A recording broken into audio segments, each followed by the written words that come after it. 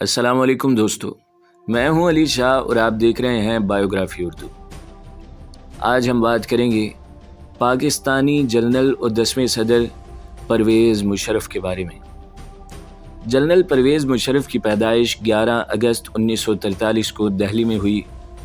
وہ پاکستان کے 10ویں صدر تھے۔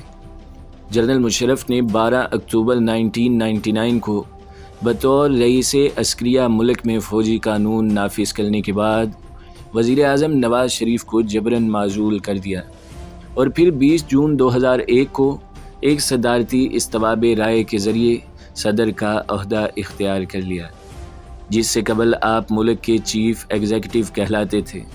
مشرف نے 18 اگست 2008 کو قوم سے اپنے خطاب کے دوران میں اپنے استعفے کا اعلان کیا۔ انہوں نے متواتر آئین کی کئی خلاف ورزیاں کی اور علل اعلان ان کو مانا۔ 17 دسمبر 2019 کو پاکستان کی خصوصی عدالت نے غداری کے الزامات کے تحت انہیں سزائے موت سنائی تھی۔ جنرل مشرف 6 اکتوبر 1998 سے 28 نومبر 2007 تک پاک فوج کے سربراہ رہے تھے۔ وہ 12 اکتوبر 1999 سے 23 اکتوبر 2002 تک وزیر دفاع پاکستان اور وزیر اعظم پاکستان کے عہدے پر رہے اور 20 جون 2001 سے 18 اگست 2008 تک صدر پاکستان رہے تھے۔ آپ کی رہائش 1943 سے 1947 تک دہلی اور پھر 1947 سے 1949 تک کراچی اور 1949 سے 1956 تک انقرہ میں رہی تھی۔ آپ کی شہریت پاکستان اور برطانوی ہند تھی۔ آپ کی جماعت پاکستان مسلم لیگ کاف 2010 تک اور اس کے بعد 2010 میں آل پاکستان مسلم لیگ تھی۔ آپ کی زوجہ کا نام صحبہ مشرف تھا۔ آپ کی مادری زبان اردو، پیشہ ورانہ زبان اردو، انگریزی اور ترکی تھی اور آپ کی ملازمت میں command and staff college, national defence university Pakistan اور پاک فوج کے سربراہ رہے تھے۔ آپ کی شاخ پاک فوج اور عہدہ جرنیل تھا۔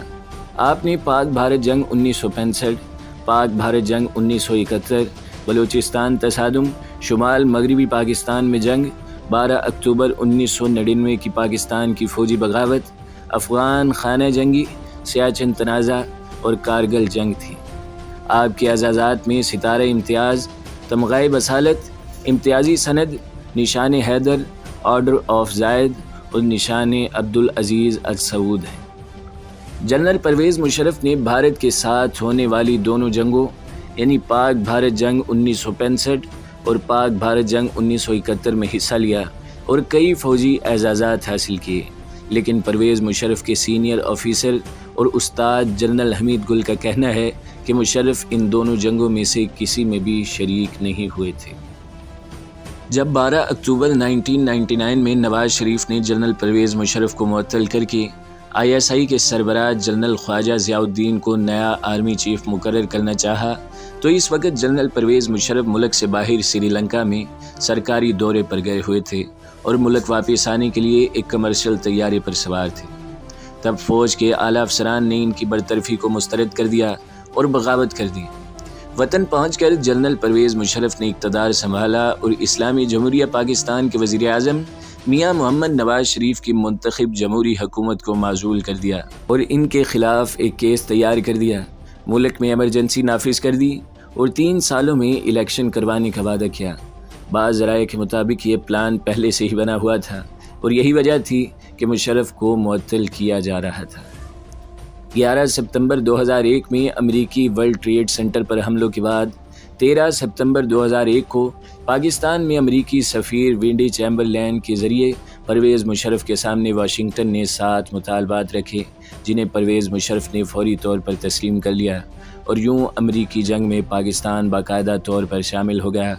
راتوں رات 3 دہائیوں پر مشتمل افغان پالیسی تبدیل کر دی گئی۔ اس جنگ کے دوران میں پرویز مشرف نے امریکی ہدایات پر 699 افراد کو گرفتار کیا، جن میں 369 افراد بشمول خواتین کو امریکہ کے حوالے کیا گیا۔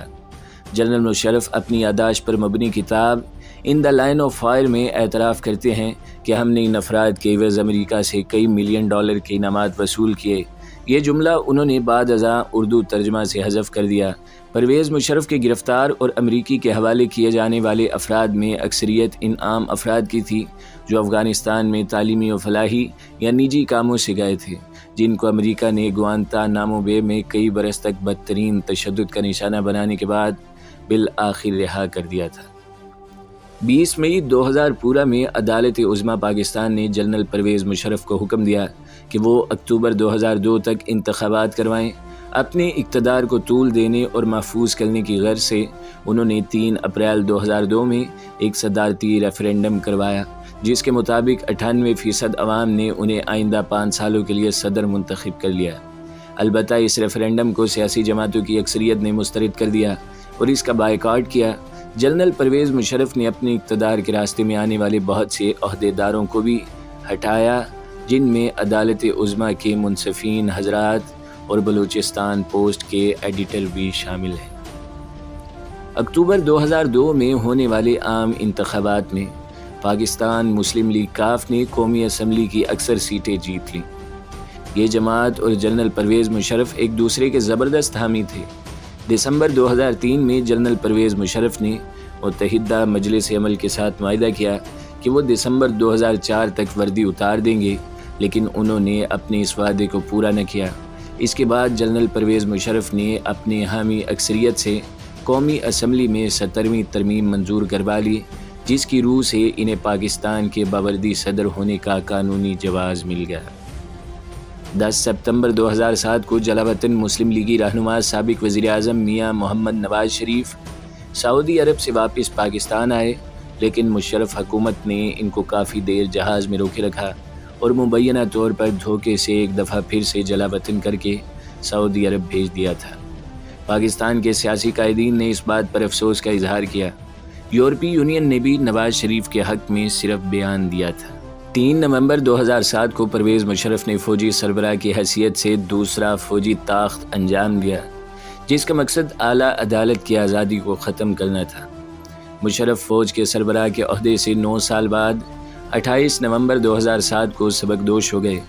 29 نومبر 2007 کو 5 سال کے نئے دور کے لیے صدر کا حلف اٹھایا، جو عوامی اور سیاسی حلقوں میں متنازع ہے، لیکن فوجی وردی کے بغیر وہ اس عہدے پر 9 مہینے بھی برقرار نہ رہ سکے۔ پرویز مشرف نے 18 اگست 2008 کو قوم سے خطاب میں اپنے مستعفی ہونے کا اعلان کیا۔ ان کی جگہ آئین کے تحت سینٹ کے چیئرمین میاں محمد سومرو نے عبوری صدر کا عہدہ سنبھالا۔